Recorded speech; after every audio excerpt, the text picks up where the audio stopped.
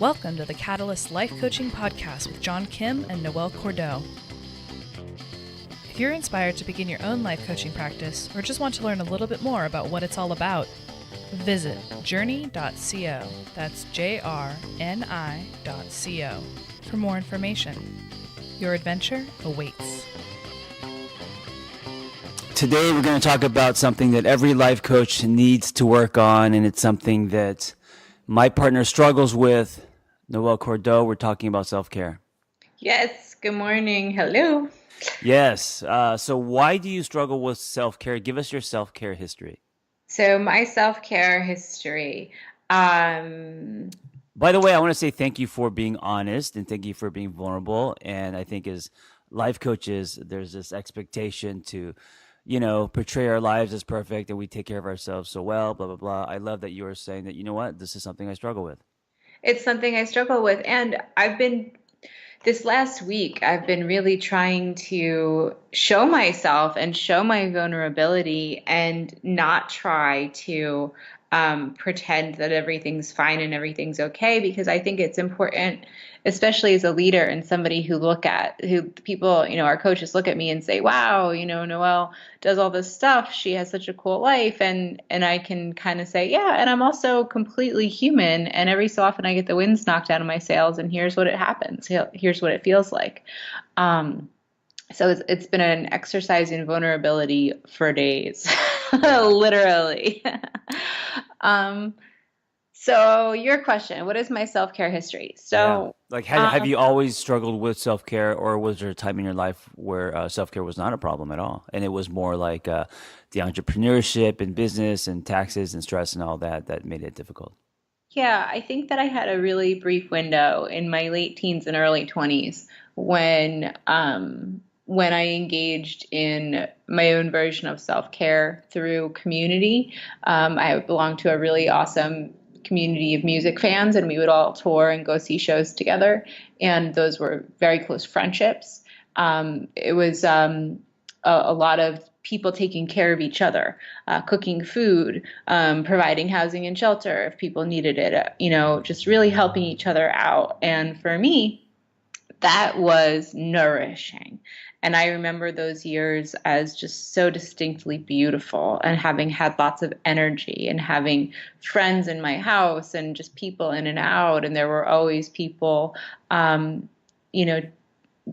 life together. Yeah. And then I grew up. Did you live in a commune? No. It sounds amazing, actually. I mean, it was, I guess so. Like I love communal living, and the direction that I would like to go in my life is actually to live in a commune. And so I have some dear friends that were very actively talking about what it would be like to own a property and everybody have their own little house on it. And as we age, we don't have kids, take care of each other and kind of go off into the sunset that way. So I'm huge on communal living. It is amazing. It was a commune. It was a collection of friends that were local and from all over the country. And it was a time in all of our lives where we were very mobile. Right. And so friends would flow in and out of each other's homes with consistency and regularity. And it was really fun. And at the time, I owned a 3-story townhouse, and I had lots of different folks who lived with me over the years, and it was really beautiful. So what's interesting about self-care is that you're not supposed to do it by yourself. Yep. Nope. The word self should not be there. Care. Just care. Communal care. Just care. Communal care. And which goes back to this whole, find your tribe thing that we talk about a lot. Yes. So what happens, because most people actually don't have that, you're very fortunate to have that in your 20s, and most people do the grind on their own. I mean, they may have a partner or they may have some friends, but we don't have this surrounding tribe that we come home to that's going to, notice when we're falling down and all that. Absolutely. And, if you pull the veil back a little bit further, that's so much pressure on one partner to provide for the other. Yeah. This isn't a judgment call, it's just true. We live in a society that values binary relationships. And when I say binary, it typically means one man and one woman. Right. And so, couples are getting burnt out, young families are getting burnt out. Humans are not built to shoulder the amount of isolation that we typically experience. And you can be in a partnered relationship and still be very isolated. And there's a lot of pressure on folks to have their needs met, Mm-hmm. by Mm-hmm. that one partner and that one partner only. So it's kind of not fair. And you don't really get care or self-care from that one person. Yeah. So what does self-care look like for you these days? Well, for me right now, it's about really tuning into my body, Mm-hmm. and especially, and this is something that's new for me, is tuning in to my level of intellectual and psychological exhaustion. Mm. Because So you it's like literally it's an internal thing for you. it's an internal clock, and what we know about humans is that there is a positivity to negativity ratio. If you experience 11 negative things for every one positive thing, or if that's the way your lens is crafted, at 11 to 1, a human being will experience breakdown. Yeah. Period. Yeah. It's just, Fact. you mean it's just a matter of time, like if that's happening daily or It weekly. Exactly. If that's happening daily or weekly and things are just piling and piling and piling. So do you think And even with thoughts, like if, people say we have 60, 70,000 thoughts a day, if 40,000 of those are negative, do you think that alone, our thoughts can um, stumble us and bring us down and throw us down a yes, well? Yeah.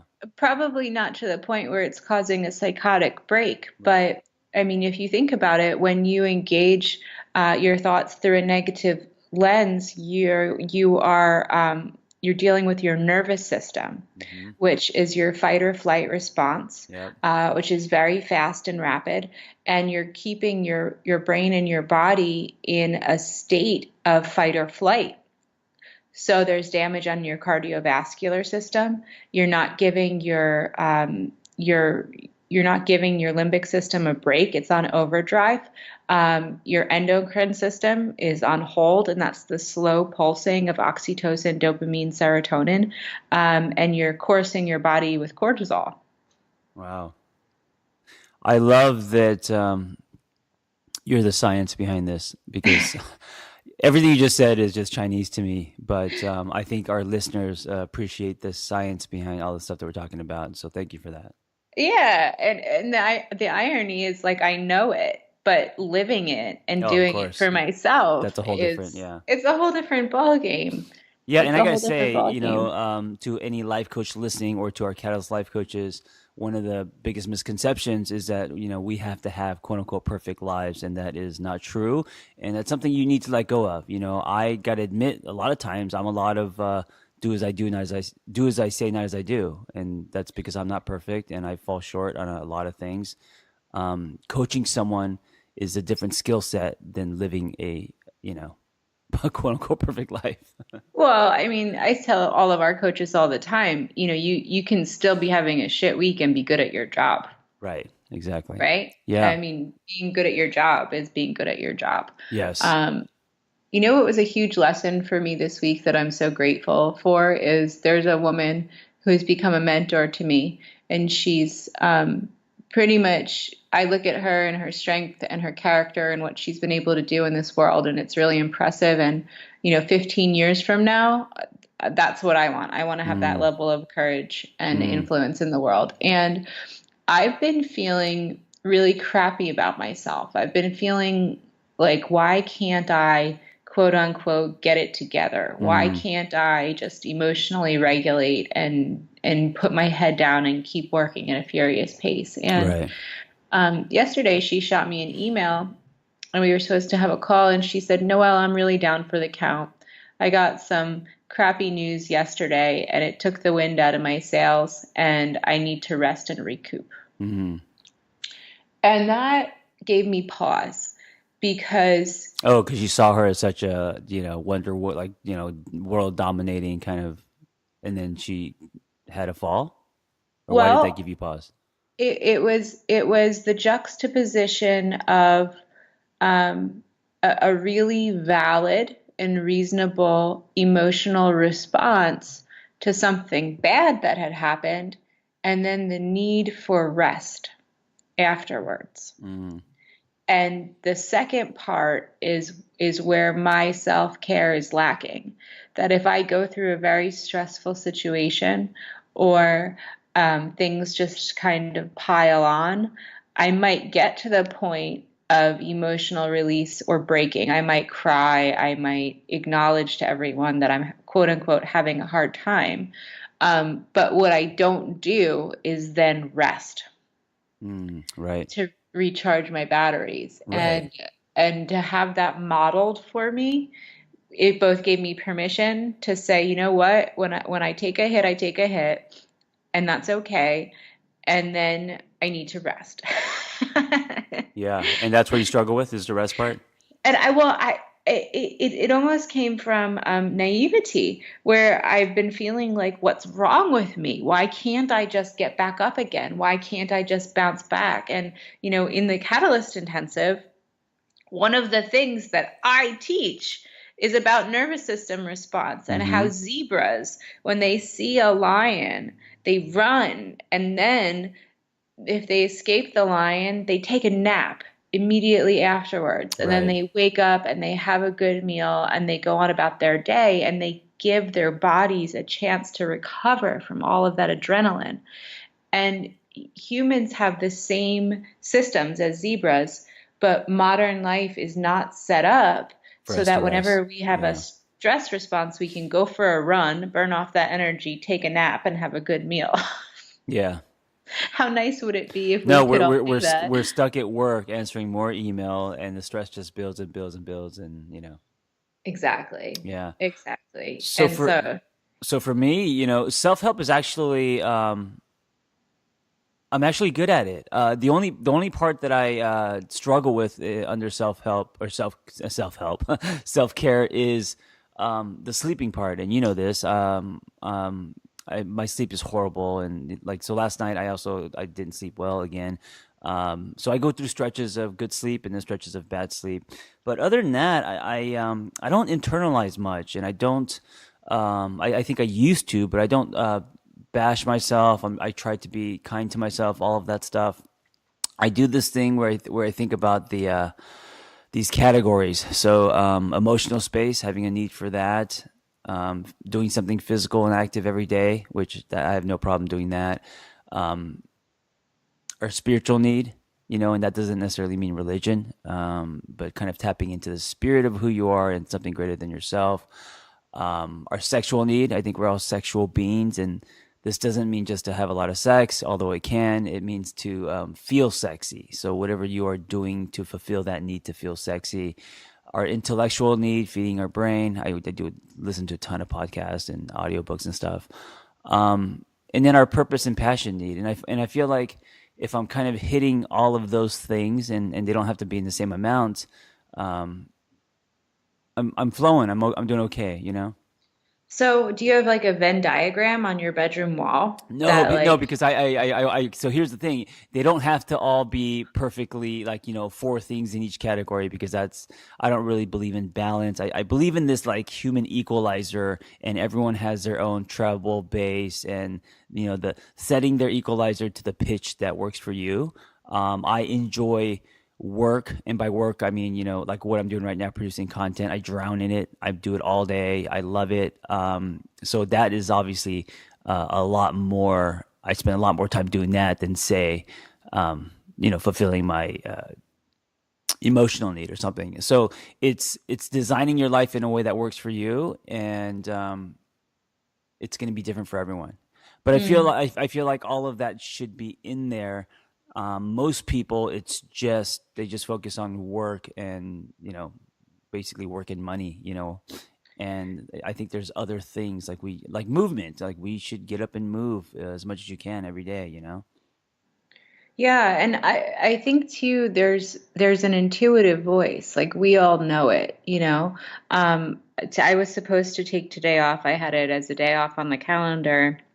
Then the week unfolded and I said, "Oh, I have work to do. I won't take today off anymore." And the way that I'm honestly intuitively feeling right now is I need to take the rest of the day off. Mm, And I need to clean my house and I need to go for a long walk and, yeah. cook food and plug into my people and just really disconnect from everything to give myself that break, to give my prefrontal cortex a break, to give my limbic system a break, and to honor it. I think that's where I have the hardest problem is I get so scared that I'm going to let people down if I Yeah. stop working for a second.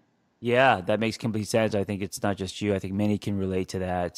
The pressures of getting things done, not only for yourself, but for other people, especially if you work for someone or if you're in some kind of, corporate ladder job, you don't even have that choice. I mean, it's like you can't leave, and you got I to, think, yeah, and I think the world needs to change to accommodate that because there are yeah. some days where you just have to walk away Hmm.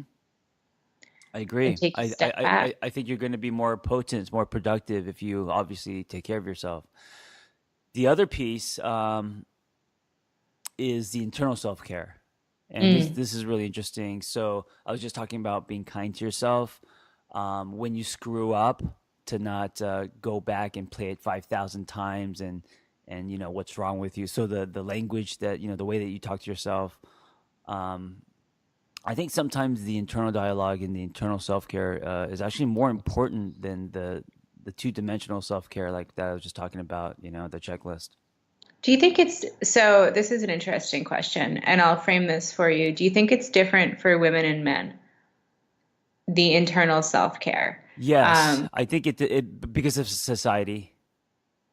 I don't think it's a because biology thing, or maybe it is. I don't know. I don't think it's a biological thing because, you made a really interesting observation. I sent you an email last week that I was just beating myself up over and wanted to Yeah, know how you thought I came off. right. And you thought I was fine. Yeah. You, And so what happened in my head I mean, I thought you were direct, but I didn't think you were mean or like crazy or anything like that. Yeah, I think it was a normal email. So for me, I'm a very direct person.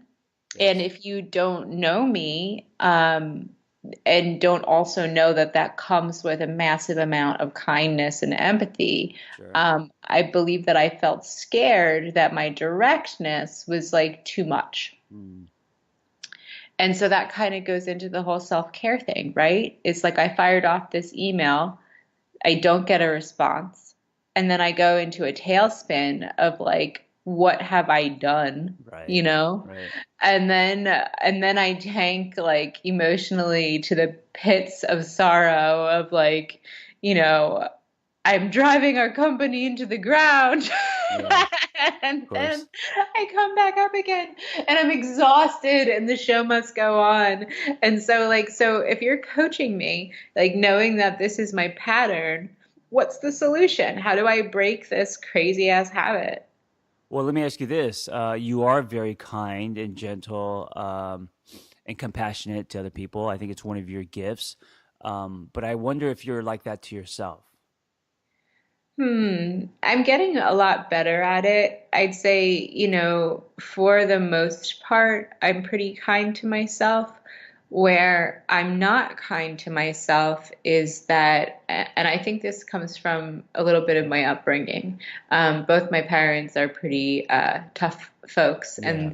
and my dad has a saying that I think is especially insane. He calls pushing through mental anguish to do hard things, running at the wall. Mm, And when I was growing up, he would describe, running at the wall, and I'd look at him and be like, "You're fucking crazy," And now that I am a grown up and I put myself in positions of self-sacrifice Mm-hmm. in order to run at the wall, I'm kind of taking a look at it and saying, this isn't good.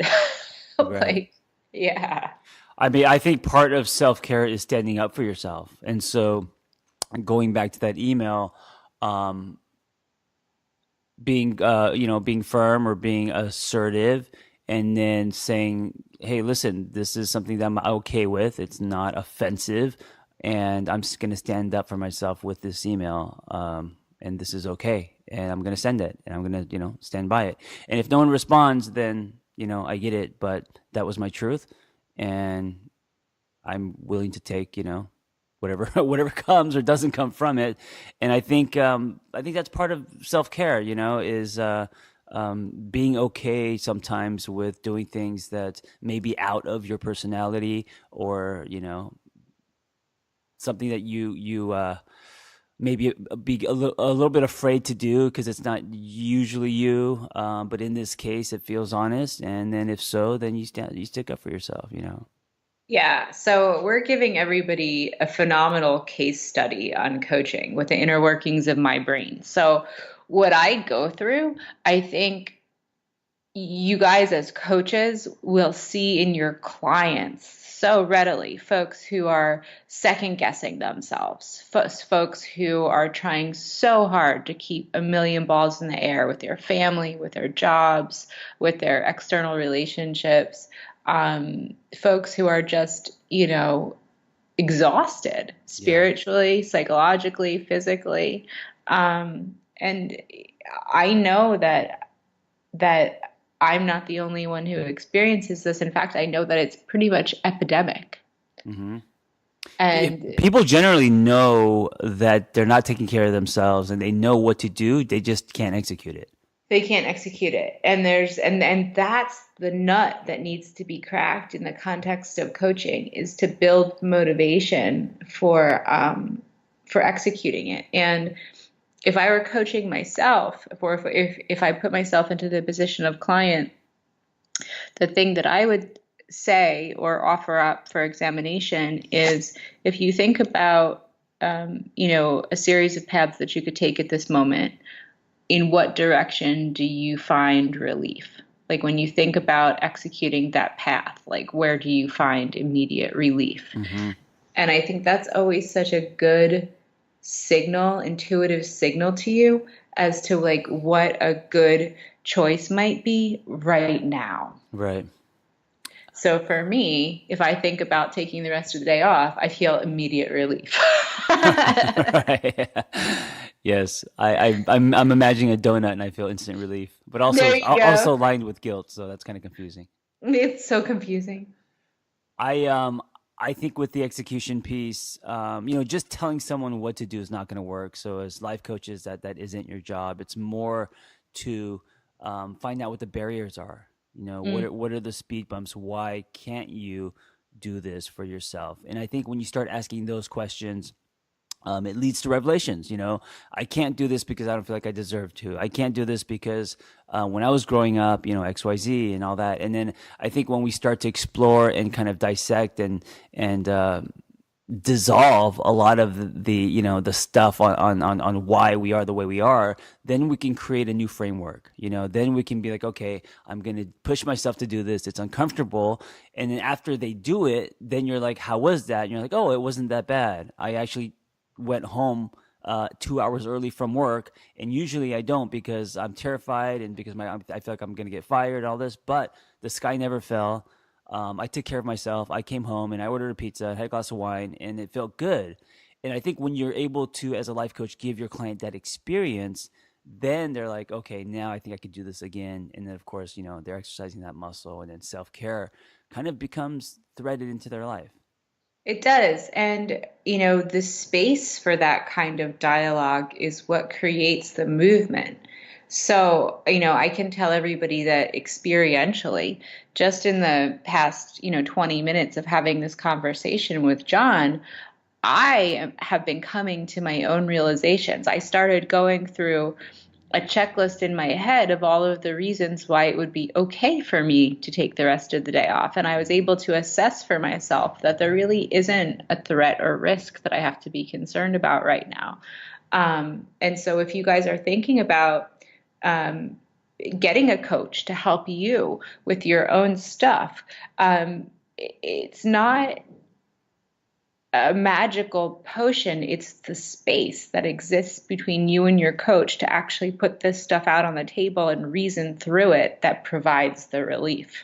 Yes, and I want to kind of end and remind people that getting a life coach is part of self-care. I think it's so easy for us to get a trainer, personal trainer, or nutritionist, or skincare or whatever. But when it comes to life coaching or therapy, we're like, I don't know, that's extra, and it's not extra. That's one way to take care of yourselves. I know Noelle has a therapist. I have a therapist. We both see life coaches.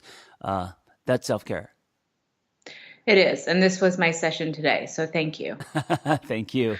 Guys, go to JRNI.com, and we have amazing life coaches there. Take care of yourselves and be well.